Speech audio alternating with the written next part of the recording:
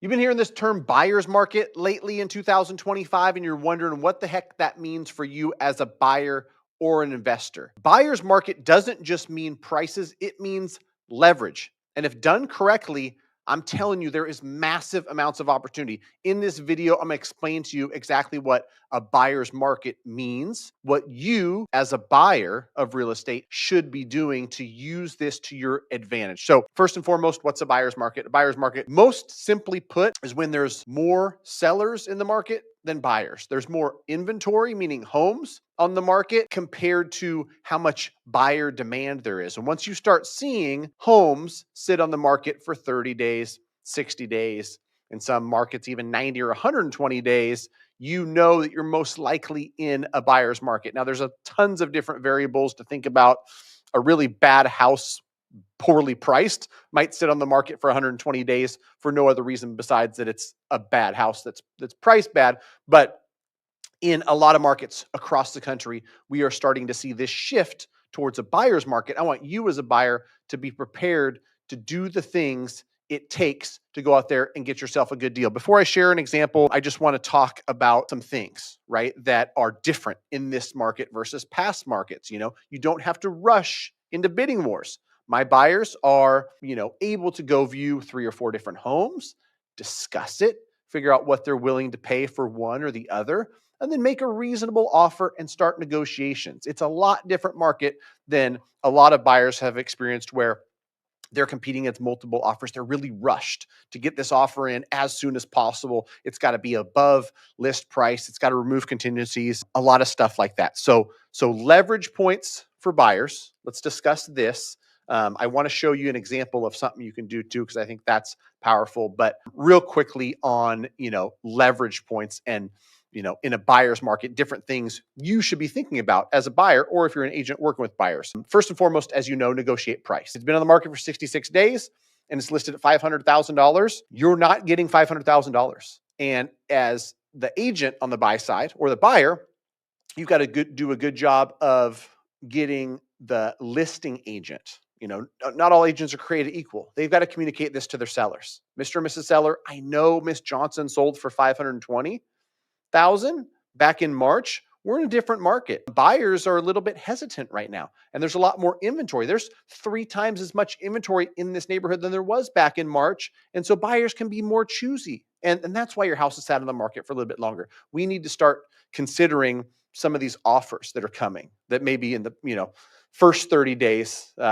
Miss Johnson or whatever I named her just wasn't considering. You're going to be asking for seller credits. You're going to be asking for repair credits. Contingencies are back, which is cool because you in some markets have to either shorten or totally eliminate your appraisal contingency, your inspection contingency. Even in this market, you will see that selling a home and a home sale contingency is actually on the table. None of this stuff was on the table just a few years back. And so write yourself a good, clean offer, have your agent write the offer, put in a 12-day appraisal contingency, put in a 14-day loan contingency. These are things that are commonplace in most markets now. And it's crazy to say it, but it just wasn't. But, more time as a buyer equals less pressure. The ones that are feeling the pressure, quite honestly, are the sellers. As a buyer, you have the ability to walk away. And if this one doesn't work, there's one down the street we're interested in too. The leverage as a buyer should just feel good. You're not in this environment, even if you do have to buy something in the next 60 days, and it's like, it's got to be a 3-bedroom, it's got to be a 2-bath, it's got to be in this school district. There's going to be multiple ones to choose from. So you're not at the mercy of, oh my gosh, this is one of 2 houses that are available that fit my criteria. I've got to buy in the next 60 days. This one is out of my price range, so it's got to be this one. And if they're on at $599, I might have to offer them $630 because I've heard that they've got 3 offers already, and there's one already that's plus $620 according to the agent. So that stuff is no longer the case. And before I get much farther, and I want to share some smart strategy tips, let me show you just an example. There's a lot of different ways to do this. There's a lot of different scenarios and things that you and your mortgage broker and your agent collectively should be thinking about and talking about, because your goals are different than your coworkers. And, your home purchase is unique to you. Monthly payment might be the most important. It might be, something else, paying the least amount out of pocket that you can, because you really want to make sure that you keep money in the bank. That is specific to you. So it's not a one size fits all, and one strategy is the best, and all the rest of them are no good. Just know that you have options. Let me show you the 2-1 buy down option, and I want to show you why it's so powerful. You're operating in a market where asking the seller for $12,000 in seller credit, most properties in most areas, it's just really not that big of a deal.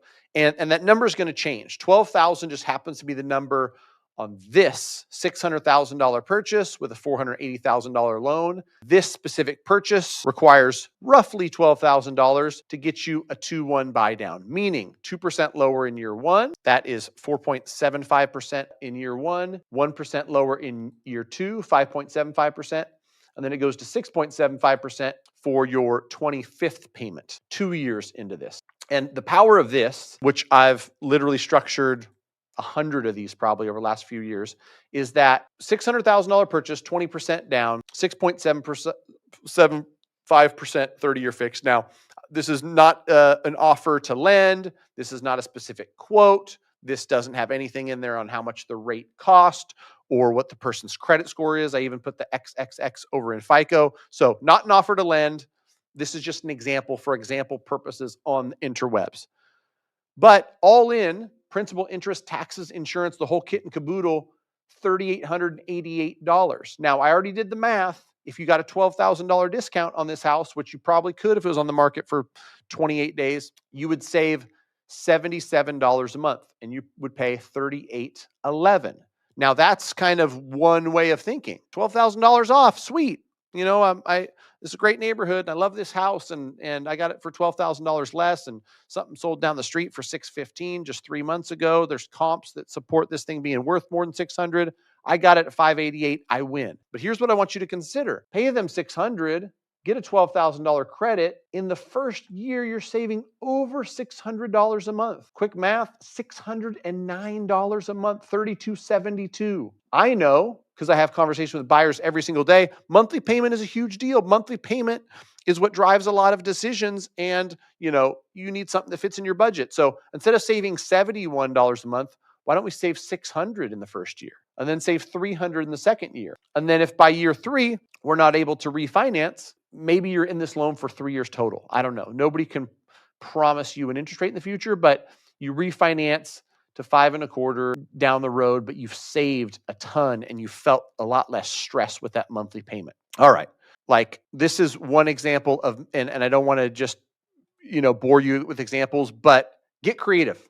Request money to pay for a temporary buy down, request money to pay for closing costs. Sellers get motivated, in my opinion, at the 30 to 45 day mark. For the first 30 days, they're not really keen on negotiating a lot of credits, even though you would be able to find that some do.